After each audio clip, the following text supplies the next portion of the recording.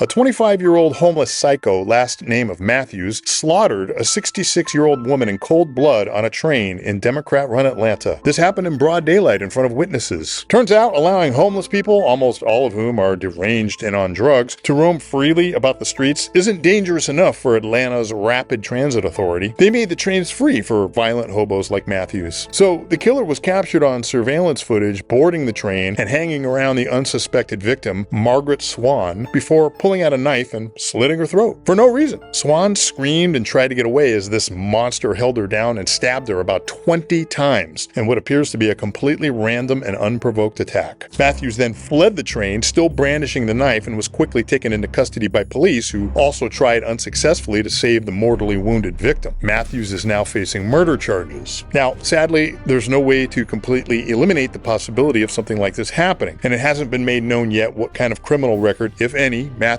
had, but I'm going to go out on a limb here and predict that this wasn't just some guy who seemed to have his shit together and then snapped for no apparent reason. Crimes like this are almost always committed by people with lengthy criminal histories and or drug addicts. Less than a week before this tragedy, another stabbing occurred on the same train system near the Georgia state capitol, so it would appear they have a problem. By the way, you're looking at a picture of the suspect here from that first stabbing near the Georgia state capitol. This particular suspect is still at large. I personally avoid mass transit trains in the United States for this reason. I've never been on one yet where I haven't seen at least one person who looks like a crime scene looking for a place to happen. Sadly, though, avoiding public transportation isn't a viable option for many people. It's therefore going to be up to those who run cities like Atlanta to address what is obviously a very serious under-incarceration problem.